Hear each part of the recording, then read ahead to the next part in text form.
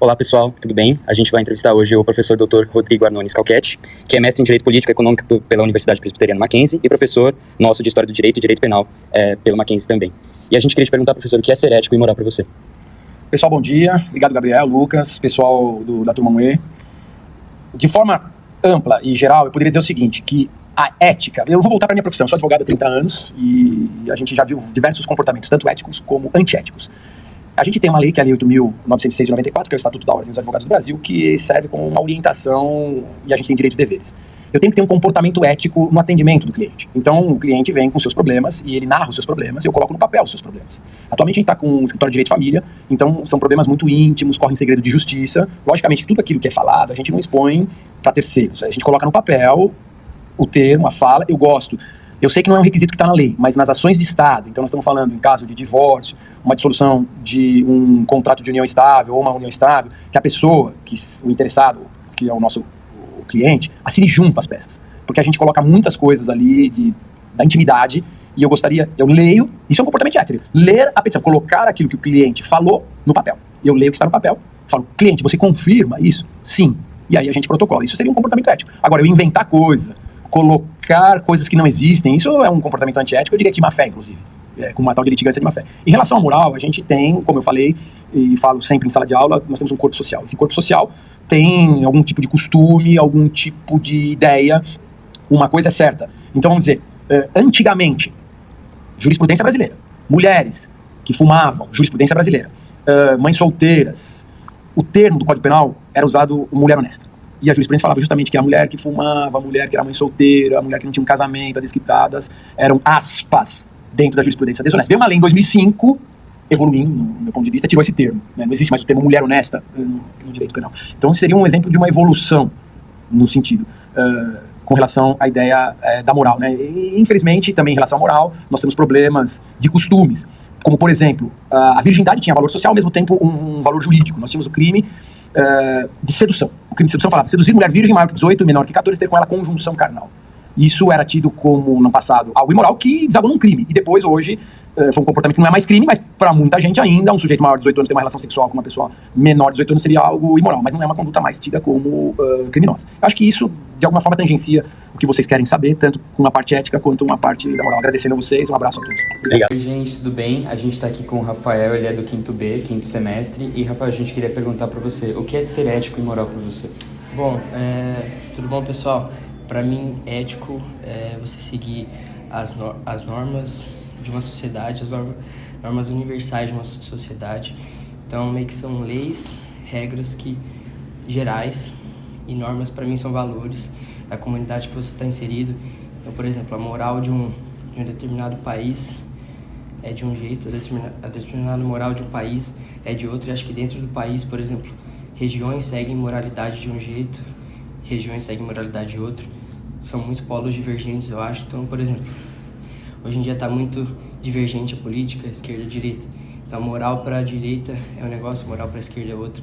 Mas eu acho que a ética, ela segue um caminho assim, sem ser desvirtuado, pelo menos não deveria ser. Então, para mim, a ética é tipo uma lei universal. E a moral, ela tem seus deslizes, seus derraspes. E você pode ser, para mim, algo pode ser moral, para você não. Mas eu acho que a ética, para mim, deveria ser algo seguido sempre. Para mim é isso. Então a ética é uma lei universal. Para mim a moral pode ser divergente para um e para outro. Entendi. Agora estamos aqui com a Yasmin Paiva, estudante do 5º período de Direito e líder do grupo DAR aqui da Mackenzie. Yasmin, o que é ser ético e moral para você? Eu acho que ser ético e moral, para mim, esses dois conceitos estão muito interligados, né? Acho que para você saber o que é, você precisa saber exatamente o que é um e o que é o outro. Para mim, a moral, ela tá mais ligada ao conceito de ser certo e errado de toda uma sociedade. Eu acho que o ser ético é você também ser moral, mas com um nível de mais profundidade. Como que você sabe esse nível de profundidade? É você ir buscando do porquê que você faz aquilo. Como cristã, eu vejo que a nossa sociedade, por ela ser cristã, ela tem um alto grau de moral em relação ao cristianismo, porém, em alguns momentos falta ética. Por quê? Porque elas não entendem o real motivo do porquê que elas estão fazendo isso. Então, se você olhar para a nossa sociedade, elas fazem muitas coisas, mas elas não entendem a própria realidade do que elas estão fazendo. Então, indo por essa ética cristã e dando um exemplo disso, a mentira. Todo mundo vê a mentira como se fosse algo errado. Mas por que a mentira é errado? Indo agora, isso é algo moralmente falando, né, da sociedade. Agora, indo e partindo pela lógica ética cristã, a mentira, ela é algo errado porque as escrituras, a palavra de Deus, fala que é errado e, de certo modo, prejudica o outro. Se você está errando, é porque você está fazendo algo errado.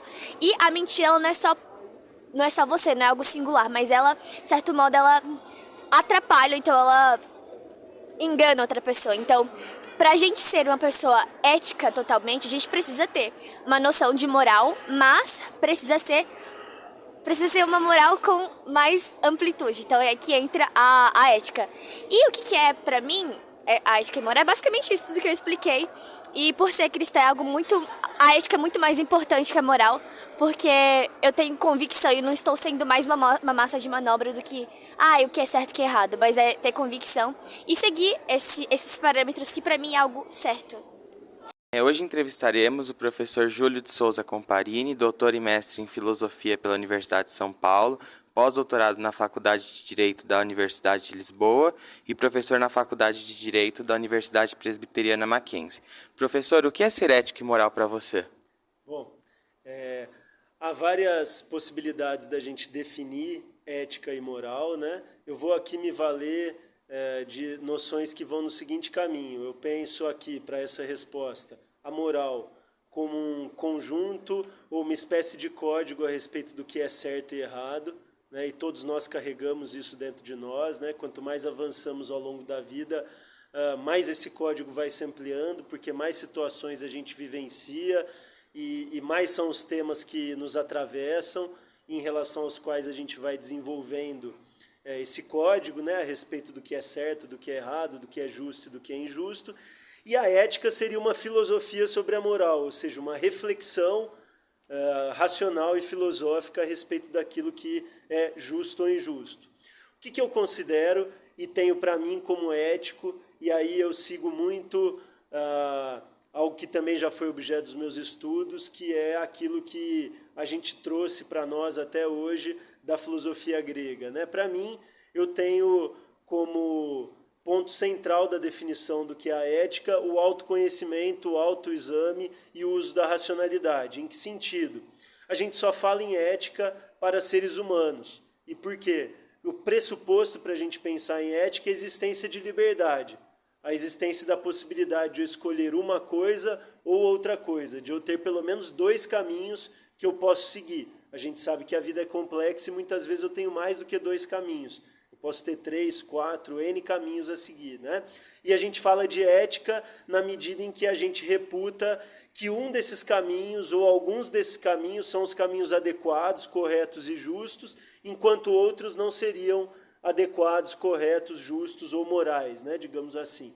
Então, o homem, né, ele só pode exercer a sua racionalidade, ele só pode exercer a sua liberdade bem quando ele se coloca numa posição que faz com que ele consiga efetivamente escolher entre esses caminhos, né? E para poder escolher entre diferentes caminhos, eu preciso pensar nesses caminhos. Daí a coisa do autoexame, do autoconhecimento, né?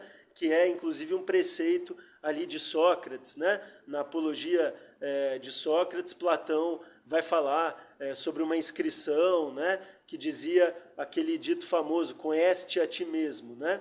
E esse conhece-te a ti mesmo tem uma relação muito íntima, então, daquilo que eu entendo por ética, porque apenas conhecendo-nos a nós mesmos, nós vamos refletir, usar a razão para sabermos por qual dos vários caminhos que a gente tem diante de nós na vida a gente deveria seguir, né? Em oposição ao uso da razão, a gente tem, por exemplo, as paixões e a sensibilidade. Qual o problema das paixões e da sensibilidade quando a gente fala sobre ética? O problema é que a gente não escolhe se apaixonar por algo, a gente não escolhe desejar algo. Isso aparece em nós sem que a gente realmente queira, né? A raiz da palavra paixão, né? A origem grega da palavra paixão que é patos, né? Patologia, tem no seu significado originário a ideia daquilo que te acomete, né? Uma doença, né? Um patos é aquilo que te acomete sem você querer ser acometido. Então, a paixão, os sentimentos são coisas que a gente não escolhe.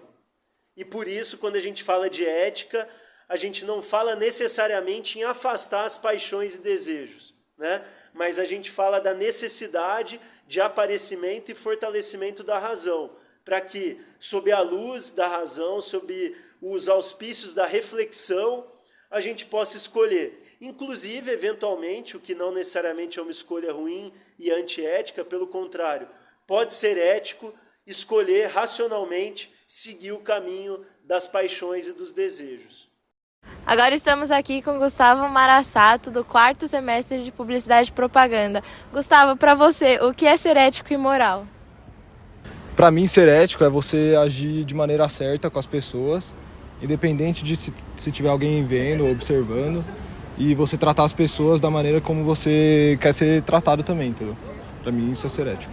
A minha moral da pessoa tem muito a ver com a educação que a pessoa teve em casa também, e ela saber se comportar com os costumes da pessoa da região que ela está, saber se adaptar ao local e não desrespeitar as pessoas que estão em volta dela. Um exemplo de imoralidade também é, por exemplo, na Índia é imoral comer carne bovina e aqui no Brasil não. E um exemplo muito claro aqui também de imoralidade no Brasil é todo mundo tentando se aproveitar, por exemplo, de furar fila, tudo. No Brasil todo mundo sempre tenta tirar um proveito.